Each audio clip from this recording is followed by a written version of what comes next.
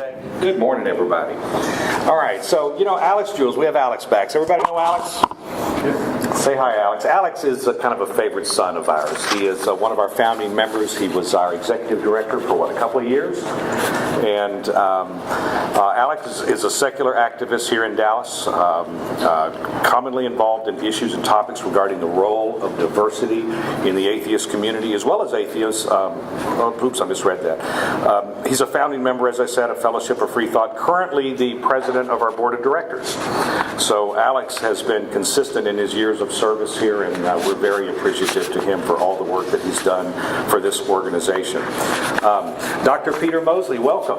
We've been trying to get him here for a while. Does anybody follow Peter on Facebook or on Patheos? If you don't, you should. He's an English professor at TCU and a contributor to various blogs. You blog at Patheos under what name? I forget. Martin Hughes. Martin Hughes, that's right. His stuff is brilliant. He's a fantastic writer, and I encourage all of you to find him on Patheos and on Facebook and follow him. He's one of those guys that I click the see first thing so I can see the stuff that he posts, because I really enjoy reading his stuff. I find it timely, and I find it relevant, and I think you might as well. He also holds a PhD in English, has both the BA and Masters of Art in English. Peter grew up in the Quiverful movement, but now considers himself a strong agnostic.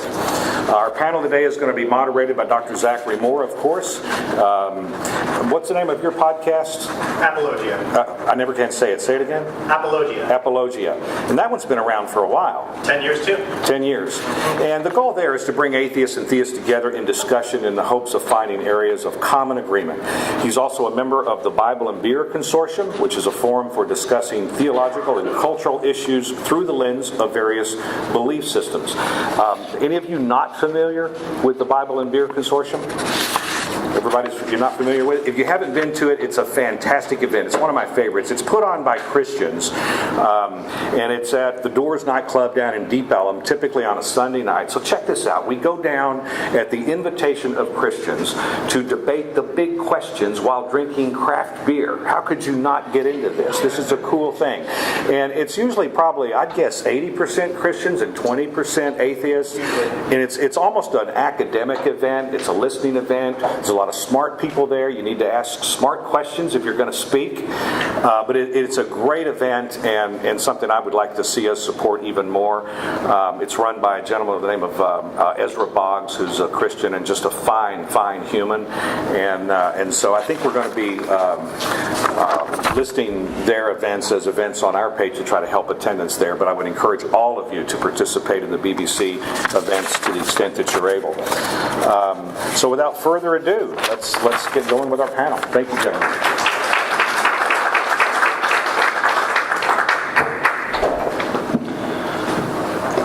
All right, so this is going to be a really interesting discussion, guys.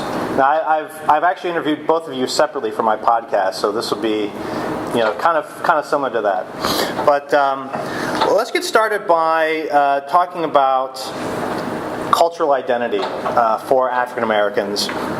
So historically, in this country especially, African Americans have historically been seen as the most religious group out of all the cultural groups here in the United States.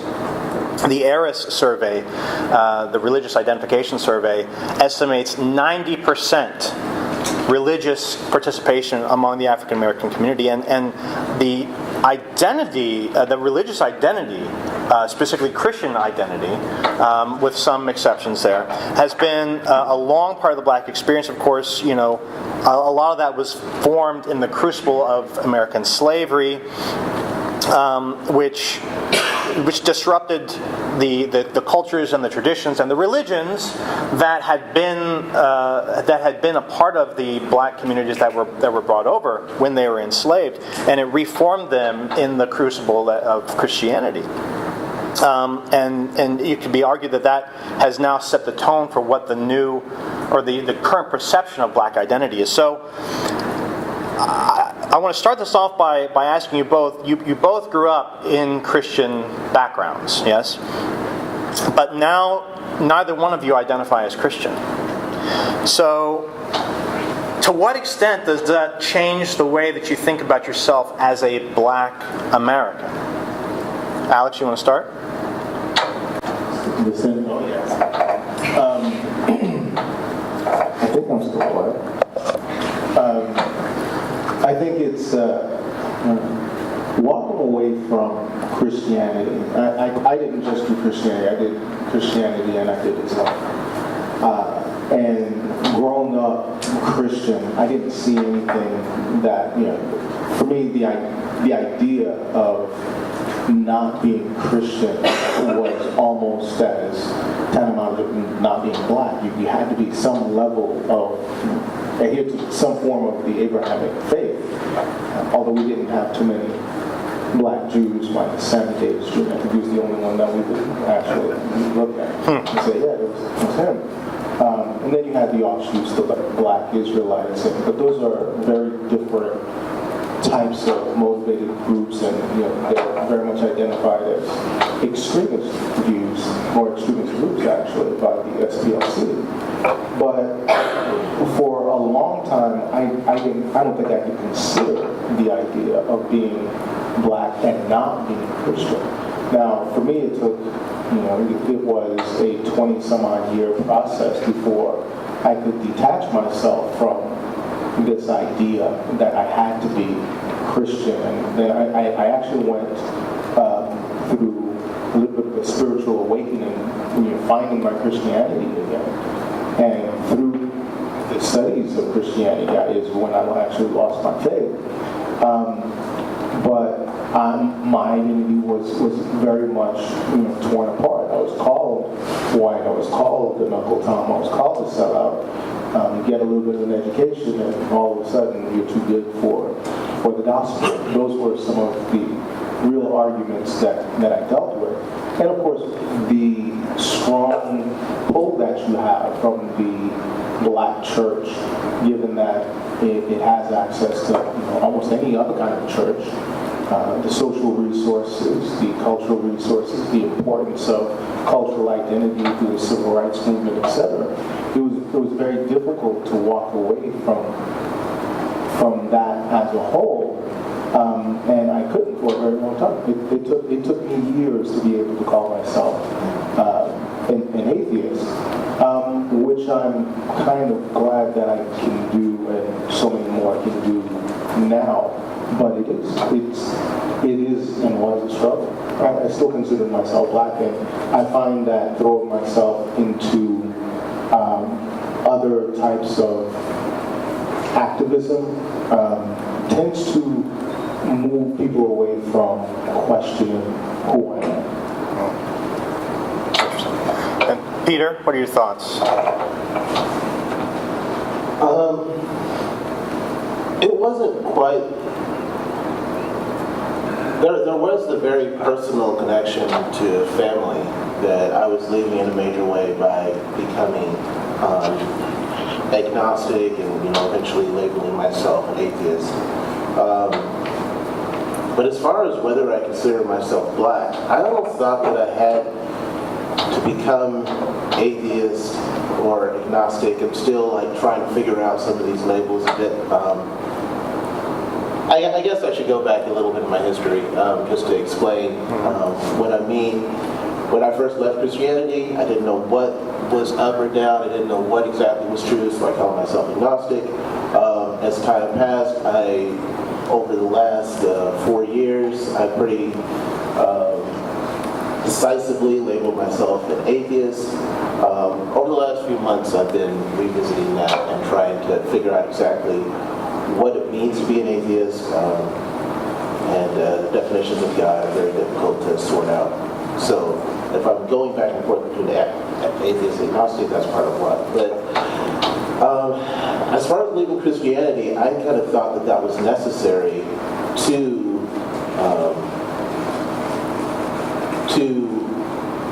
be black in some ways. James Baldwin has this really interesting thing he says as far as being black in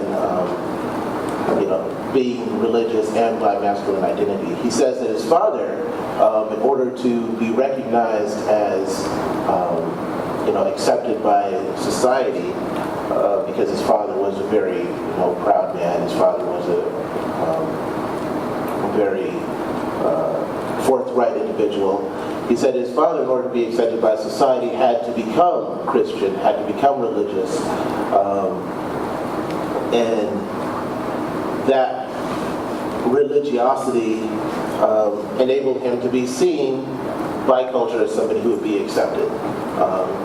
And James Baldwin talked about how it was somewhat difficult for his father to become recognized as a full human being without being a preacher in the way that society was set up. But for James Baldwin, as he started preaching in the 1950s, he began seeing that James Baldwin began seeing that the solutions that Christianity oftentimes came up with for black individuals didn't necessarily work. Solutions like forgiveness, especially in some arenas of black Christian thought, didn't necessarily work. The idea of the church being something that you should give money to, didn't necessarily work. The idea that eventually there's going to be a happily ever after we die, that in some ways distracted us from the suffering and the disturbing effects of racism that were going on in this life, were things that didn't resonate quite as much with James Baldwin. And I kind of saw that in my own look at Christianity as a black individual. I saw that, at least in my view, in order to embrace my real position as a black man in America, I had to leave Christianity. Part of the lack of difficulty for me with that is that I wasn't very intensely connected with black church. Most of the churches I went to were mixed and so on. And I've seen since then that there is an infrastructure in the black church that would have made it a lot harder for me to leave if I had grown up in that environment. But for me, looking at my position as a black individual in America, I saw Christianity and the solutions that it offered for black people as very frequently detrimental. And so that's a big reason why I left in the first place. So that's an interesting point you raise about James Baldwin talking about his father and how he, in order to gain social legitimacy as one of the good black people, he had to embrace this religiosity. And it seems like, at least in the past, and 50 years ago, that worked out pretty well for the black community, for the civil rights movement. They leveraged that, the legitimacy that the black church provided for them. What about now? Is this black church still as relevant now? Is that bargain still paying off for the black community now? I think to some extent it probably is. You hear people like Barack Obama, who said that he grew up very skeptical of religious faith. To me, looking at some of the things he says, I kind of interpret that as saying that he's basically agnostic. And then he, or even, I don't know, maybe he was atheist, but then he started getting involved as a community organizer, and over his work in that, he started to see an infrastructure in the black church that showed him that if he was going to make the impact that he wanted to make, he had to embrace Christianity. And so, in some ways, I see like a parallel there. I think what we're seeing, definitely in the streets, I think we're seeing a real schism, and I think it's part of the time. I don't know whether or not it'll stick, but one of the trends we saw in 2014 and 15 and into 2016 was social movements like the Black Lives Matter movement begin to question whether or not the church had any role anymore in the social dialogue, the racial discourse, when it came to things like, is the NAACP even relevant anymore? Out on the streets in Ferguson and Baltimore, etc., I would hear people, really shout down their preachers that would try after the fact. It's been 2 weeks, and now you're trying to come to talk about racial reconciliation and marching, and it hasn't worked for 20, 30, 40, 50, 80 years. What makes you think it's going to work now? What has your God done for me lately? Same thing with Black Lives Matter groups in Houston, etc. Who happen to be headed by an open atheist as well. We see a lot of that where the practicality of atheism or the disposability of God are really beginning to get to the forefront of that kind of activism. So I think we're in a transitory era where the usefulness is still there. There's still utility when it comes to the organizational structure of the black church, but the impact, I'm not sure, is there. Now, we know that blacks are more religious than others, but they are also losing their religion as well. Nowhere near the rate that we see everywhere else. In fact, Latinos are just running away as well. But with the African American community, minus what we see with black immigrants, African Americans are slowly pulling away as well. I think it's kind of going off of that. I remember I was at a march a few months ago against what happened with Philanthropist Still. And the leader of the march was actually a preacher. But he says, and we prayed and everything, but, or rather, he prayed and the group there prayed and so on. But I was kind of the odd one out.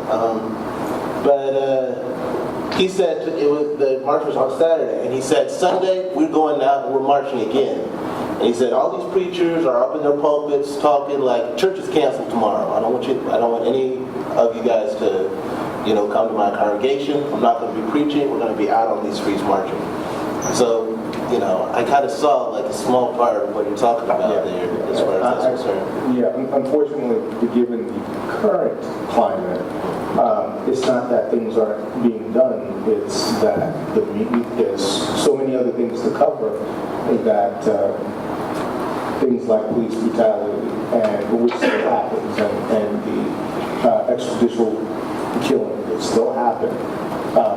There's no room. I mean, you've got 29 minutes, or actually 27 minutes to try and fill in on your local station, or maybe an hour on your local station. It's all Trump all the time. Yeah. So you mentioned the leader of Black Lives Matter in Houston is an out atheist. Of course, most of the out black atheists that are in, and it's a growing number. And I'm aware the Black Nonbelievers group has expanded all around the country. It seems like every few months there's a new Black Nonbelievers group someplace else. So I'm wondering, since we're talking about black identity, to what extent is atheism, a black atheist identity, becoming a viable option in the landscape, or is it still fringe? I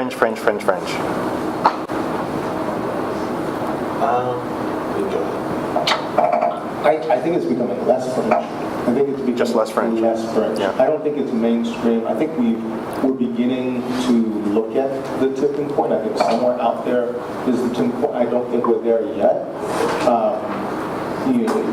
5 years ago, 7 years ago, there was a video showing a little bit earlier at one of my interviews where we did the African American for Humanism campaign, and it was new, it was radical.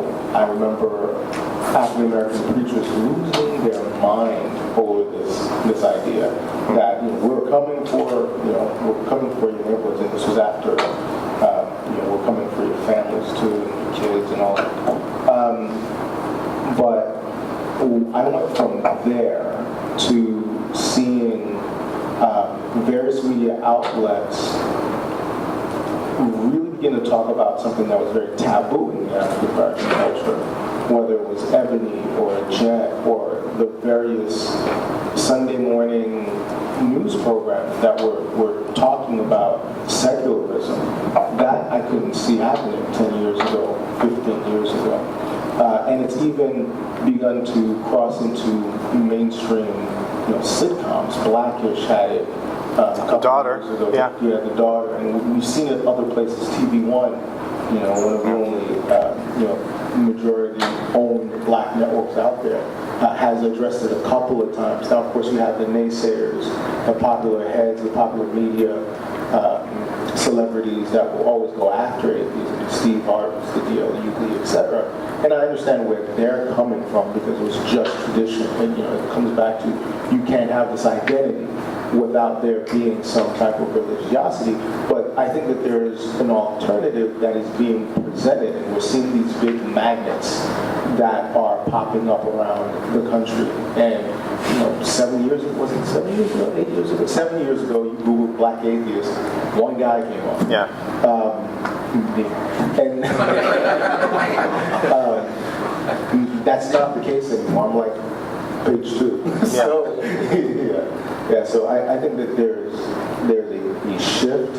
It's not quick. It is growing. We see what's happening in LA. We see what's happening in the Northeast. We see what Mandisa and company are doing with the expansion of groups like Black Nonbelievers. How many affiliates? 13? I think there's 13 now. 13 now? I mean, that was, and many of them thrive in that. I remember, there's only 2 or 3 years, it's like 40 people in each. So they are growing and they're becoming more visible. And so I think mainstream, not quite, but not far. Yeah. Your thoughts? I think that there's also kind of a rich history, right, of non-religiosity and black thought. So what I see now as far as like the demographics of atheism is overwhelmingly white and male. And the white part is a lot more overwhelming, I guess, than the male part. But both of those characteristics are prominent. I think that that in some pretty significant ways colors conversations that happen within atheism at a national level that in some ways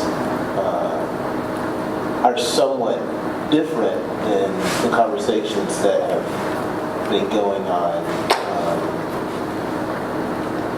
within non-religious thought among black individuals for quite some time.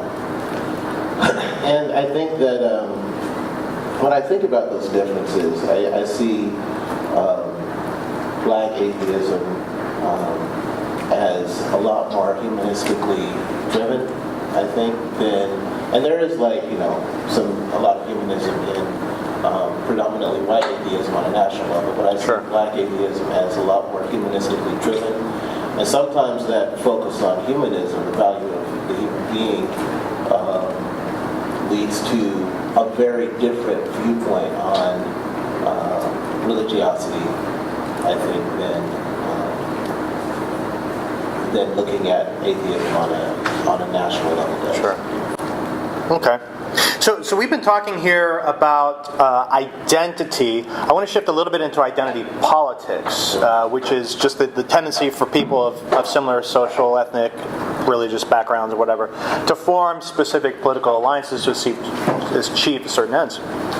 And this has been something that's been happening for years and years and years, and recently has become something of a pejorative term in the popular discourse. Although ironically, the white evangelical church has done a tremendous job of engaging in its own form of identity politics, which we've seen play on the national stage. So I'm curious, why did this concept become so demonized in our public discourse, and what is the reality? Like, what is the stereotype version of it? But what is actually happening? What is actually motivating this process? You've written on this. Yeah, I have written a lot about this, but at the same time, it's complicated. Yeah. I think, in my mind. Why are people so upset about identity politics? I think it's a misunderstanding, for one thing. And I think this is a conversation that includes my identity as a black individual, but I think it's a conversation that also includes, several other identities as well, which is where it gets kind of complex. But where I often see identity politics being criticized is where people say, you are not just black, you're also a man, or you're not just a woman, you also are white, that type of thing. And so this identity politics, the criticism that is oftentimes repeated is that it breaks us up into unuseful categories when we're all individuals. Yeah. I think that comes from a misunderstanding of intersectionality. Basically, if you divide us all up as individuals, we're not going to be quite as strong in solving a lot of the problems that are holding us back by race, by gender, by sexual orientation, and so on. And so it's important for us to, in some cases, join forces against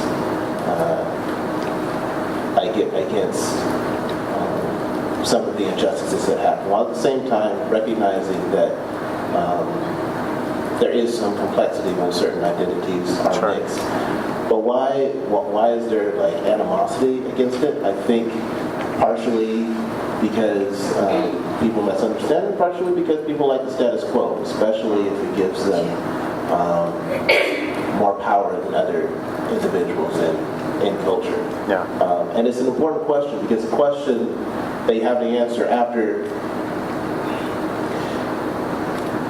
I've seen this quite a bit on YouTube, and quite a few other forums. Like, after you're done talking about we don't believe in God, which is pretty, it's a non-belief. You can only talk about it so much. The next question to ask is, what does it mean to be human? Like, what is our position in the world? And I think that partially because of at least in atheism, where I've seen this resistance to identity politics, part of the reason why so many people are resistant to identity politics is because it forces you in a position of humility. It forces you to learn about the experience of people who are in different positions than you are, in ways that might challenge your own identity. And as atheists who oftentimes come into atheism with the pride of we have it figured out, that's a very humbling thing to do. So I think sometimes the pride of being an atheist leads to a hesitancy to be open to the realities of identity that happen in what's labeled identity politics. Sure. America was founded on identity politics. The second you decided to say that I was 3/5 of a human being, you made it all about identity politics. Yeah. Just flat out. When my ancestors decided that they were going to try and organize for things like civil rights, decided to say, stop hanging us, stop lynching us, keep your burning crosses off my lawn, then all of a sudden it became a problem. Now all of a sudden we're trying to be divisive.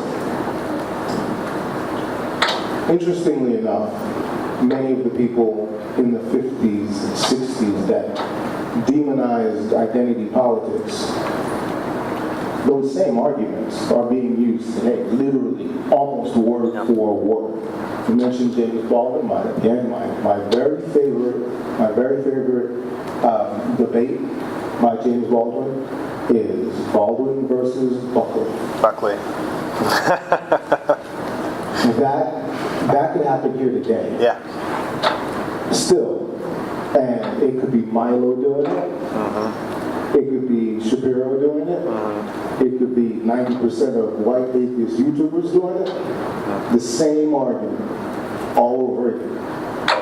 Which is why I tend to be a little bit more fatalistic when it comes to the black view or black futures in America, because we're literally having the same argument word for word 40 years later. White America hasn't learned or figured it out yet. Still. So, yes, it's extremely complex and complicated.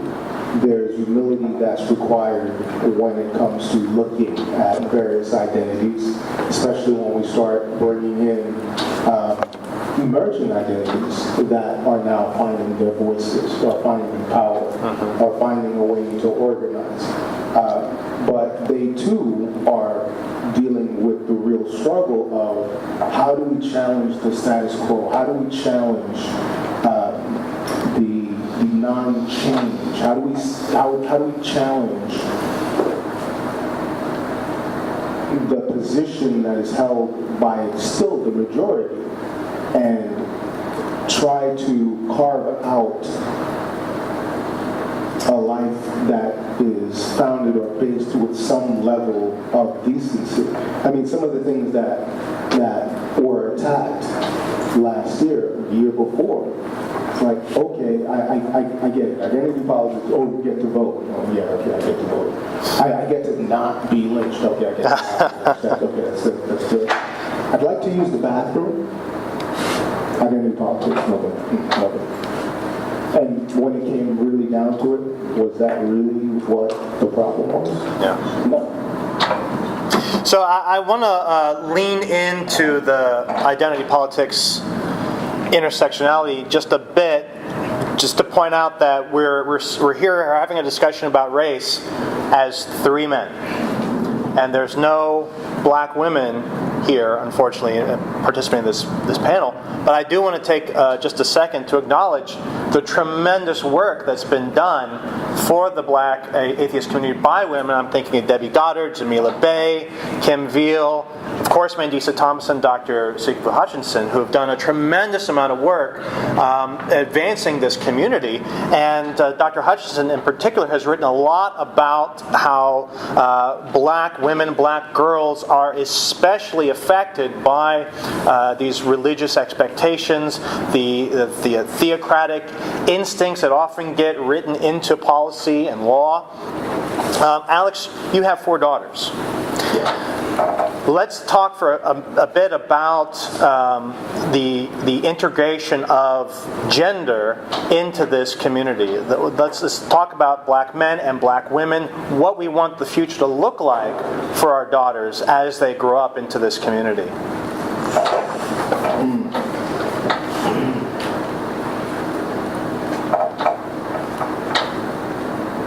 One of the things that I continue to fight and struggle is the actual level of racism and sexism that just exists in the United States. Back in 2015, I would say, yeah, we're pretty sexist, we're pretty racist, and the white moderate, the white liberal, we really that bad. And it's like, well, yeah, it's kind of bad. And they wouldn't acknowledge it. And 2016 happened. And 53% voted a particular way. 53% of white women voted a particular way. And for 300 some odd days, we have seen America on parade. And I think it's been very eye-opening for many white liberals, white moderates. It's like, America's not that racist. Also, America, hold my beer. So you get to see a lot of that. So when I look at my daughters, there's a level of conversation that I still have to have that bothers me, that I still have to have with them. Whether it is my almost 12-year-old daughter coming home and talking to me about friends making jokes about, Trump bringing, white friends making jokes about Trump bringing slavery back, or my six-year-old riding the school bus and listening to, being told by white children that black people can't be trusted, black people lie. And I can only imagine what my 3-year-old is going to hear. I don't hold a whole lot of hope quite yet for their futures in America. In fact, what I wind up doing is, there's one right there, as light as you are, how do you identify? How does the world see you? If you had to pick a color, it'd be none. I've had this conversation with you. But what do you think the world sees you as? African American. So, given, and my mom's white, and we have this conversation, she has to be raised like a black woman has to be raised in America, and that comes with a different set of rules. You don't get the same freedoms that your mother got. You don't get the same freedoms that your friends have. You have to deal with the police differently. You have to walk differently. You have to hold your tongue when you hear things that make your blood want to curl. Not only do you have to deal with that from the world and environment around you, but you also have to deal with it from black community that has learned really bad habits that they have yet to overcome themselves. So I think when I look at the futures, how do we integrate? I think we've got a long road ahead of us before we can actually talk about integration still, because that hasn't been our truth. What do you think, Peter? Well, I have 6 younger sisters. And Mike might be on. oh, sorry. Yeah, so what as you're thinking about your sisters and how your sisters fit into whatever this world is now. Yeah, so I have 6 younger sisters, and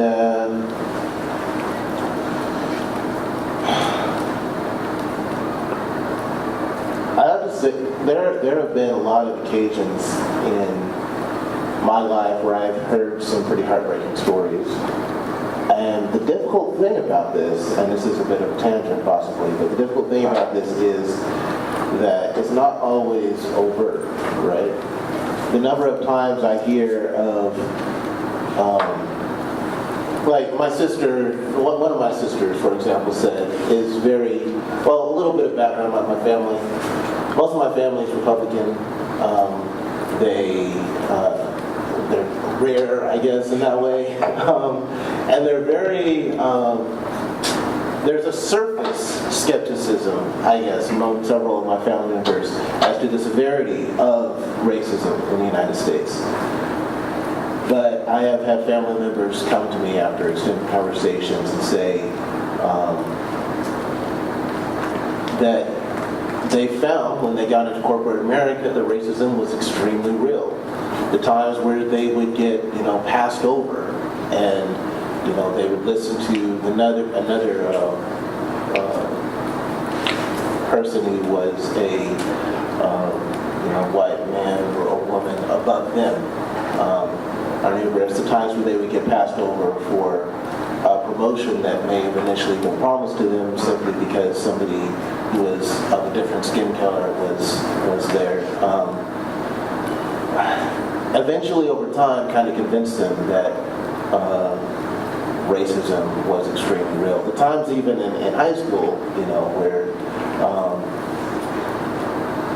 people would talk about them in somewhat derogatory ways or treat them in somewhat derogatory ways. In a lot of ways it's discouraging. In some ways I'm very proud of my sisters for being very strong and standing up to that, but they shouldn't have to be. Right. Like that racism should not exist in the first place. And the stereotypes of, okay, this person's being assertive, this person's being or this person has something, really genuine and good to say. This person is somebody who may have gotten here through affirmative action and, we have to treat them as. I think that's unhealthy. I think one of the most harmful viewpoints in all of this is among people who insist that they're not racist, is the patronization that sometimes happens. The under the surface assumption that somebody got to a certain point because they were black, or that we have to give this person a little bit extra because we live in a discriminatory society. But when it comes to a point where you have to give them real responsibility, where it comes to a place where you actually have to trust them, because you have that under the surface racism that's been perpetuated through this attitude that we have to patronize them, you're not going to give them the real responsibility. And I think Alix is absolutely like right as far as we have a long road ahead of them, and a lot of where we've gotten so far is due to some very strong black women who stood up against a lot of this racism. But I think it's important to recognize, if you've just done, by naming Wendy's and Alix, or Dr. Sigmund Hutchinson and Debbie Tucker and so many others, it's important to recognize the people who are doing the work and give them their full credit. I think that plays a major role in changing those harmful stereotypes. Sure. All right, so most of the discussion that we've had so far has been very discouraging, right? There hasn't been a lot of good things to talk about, not a lot of progress we can look at, but I do want to just wrap this up here by saying Wakanda forever. Wakanda forever. Okay. And Wakanda forever. And I want to point out that this is very interesting. So this movie is huge this weekend. I mean, I don't know how much money it's going to make when it's all said and done, but I had to get my tickets a month in advance, and I live in a very white suburb.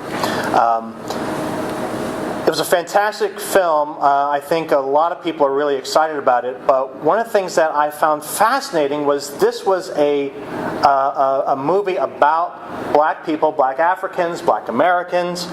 Nowhere in the film was Jesus mentioned, was Christianity mentioned, the church. There were no pastors, there were no preachers, no ministers. Nobody was pressured to go to church. Nobody was pressured to sort of reassert their religious identity. None of that was in there at all.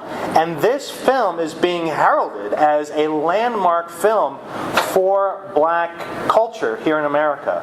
What does that say to you, that this film is what it is, and is that without Jesus? Yeah, I did go see the movie, and it's an amazing movie. It's multi-layered. It is Marvel's Iliad. That means two groups, I guess. When I did notice that, how can you have this conversation about identity, and the movie is very much about identity, the African identity and tradition, animism, traditional religions, what was African, or is African, although the continent is rapidly going through a continued Christian and Muslim awakening. I expect more war and more conflict there because of it. But it was right there. And no, Wakanda was not a Christian nation. And even the dialogue with African Americans, which is sometimes very subtle, sometimes very direct. I think what it does is point out that religion has always been an ancillary requirement that is really very optional. It's there. A lot of times it serves as background noise, although and sometimes literal background noise, if you know the Black church. And they're there, they show up. You get certain things out of it, but you don't need God. You don't need the doctrine at all to make it work. In fact, when the conversations came about liberation, it came through discussions and discourse through freeing yourself. And I think that is one of the more powerful pieces of the movie. Even with the resources, liberation only comes through motivated set of hands. Peter? I have not seen the movie, but I'm planning on seeing it later today with my girlfriend, who happens to be first generation Nigerian American.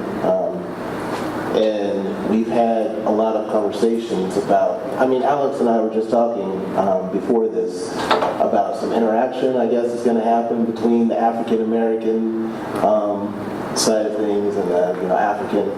And I can say, I guess, and I don't know exactly how related this is to the movie because I haven't seen it, but I can say that in seeing over the last few months, being introduced to a lot of Nigerian culture, there is that in some ways, in some segments, it's not quite hasn't felt the full effects, I guess, of intergenerational violence towards African Americans in this country. I have seen some semblance of, I guess, a kind of hope for a making of identity that doesn't,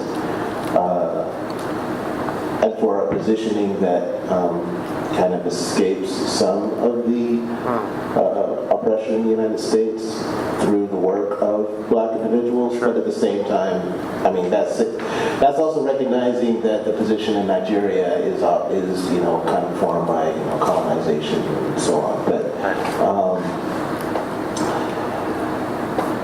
I can't answer the full question about Wakanda because I haven't actually seen the movie. But I am encouraged by a lot of the things that I'm hearing about it.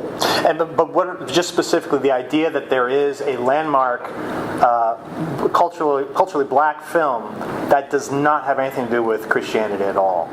Like, what does that say to you? Like, that this film is being championed and talked glowingly about, and there is nothing to reinforce the idea of what we were talking about at the beginning of Black identity being Christian. In fact, it doesn't say that it's not, right? So I don't know that there's any atheist characters in the movie, at least not explicitly, but there are no explicit Christians in the movie. Have you had a movie like that before? No, we get Tyler Perry. Tyler Perry. I'm waiting for Tyler Perry goes to Wakanda. I don't want to see that. I don't want to see that. Are there, how many good black men are in Tyler Perry's movies? I don't know. That doesn't, no, it's very few. When Dia goes to Wakanda, that's going to be hilarious. That's the real. No, but that's because, that and, we're going to be out a little bit. That and a lot of the other superhero dialogues, even with, what is it, the new one? Black Lightning. There's a lot of conversation when it comes to the church and Christianity and lower level thugs and street hoods, etc. This is a kind of, and so it's almost a Tyler Perry version of a superhero when it comes to Black Lightning. And then you see all these stereotypes that are just, it's almost a caricature of black life when it comes to Tyler Perry. It's like, all the men are bad, except for the light-skinned ones. And God's going to save you, and still all of them are bad. It's very rare that you get a genuine, authentic black male from a Tyler Perry movie, or a lot of the other movies that are out there. Fences was a great one, but even then, and that wasn't by Tyler Perry. But you have a very angry black man. So it's that, it's the drugs, it's the stereotypes that we've been fighting for a very long time. I mean, people will say, well, we had Spawn. Spawn was a murderer. Blade, Spawn. Right? Yeah, we had Spawn. Spawn was a murderer, and Blade was half vampire, half vampire, daywalker, and violent is all. Yeah. Now there is, and this is what I think the movie will do for children, little black boys in particular, that get to play with dolls that are kings, and this is something that they don't get. A superhero who is a king, not a murderer, not a thug, and his superpower isn't punching people. I also think too that as far as a world in which Christianity, isn't in Wakanda, which again I haven't seen it, but just a quick commentary on your more general question. I think that the focus, and a bit of a tangent as well, but personally I think it's a little important to say that the focus I see a lot of times is predominantly white atheism seems to be on will black people be on our team? We got the atheists on one side, we got the Christians on the other, and how can we get more black people on our team? And I think that is a fundamentally flawed way to look at it. I think that Christianity, at least a lot of the forms of Christianity I've looked at, right, have some very disturbing implications for the way that African Americans are oftentimes prescribed to look at the world. And so the focus, I think, should be more on constructing a definition of what it means, or re-examining our definitions of what it means to be human, of what it means to be equal, of what it means to stop oppressing black individuals in this country, and stop racism and so on. The focus should be more on that than are they going to join our team. Right. And I think that focus is going to naturally bring up some of the ways that Christianity in some ways is inconsistent with at least a lot of forms of Christianity are inconsistent with that vision.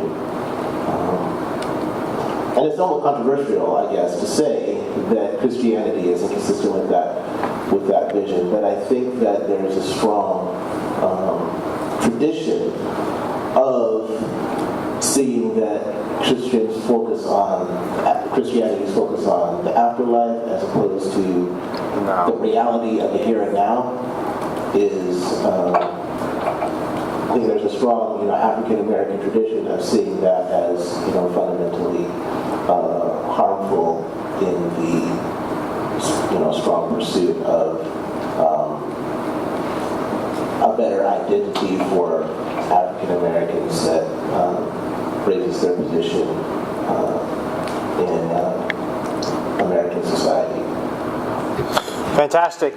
Guys, thank you so much for being here and for participating in this panel discussion. I really had a great time. I hope it was interesting and elucidating for everybody as well. Unfortunately, we have run out of time for questions and answers, but I will invite everyone here to bring their questions down the hall to the potluck and confront Alix and Peter there with them, if you would. So thank you again for coming, and we'll see you next month.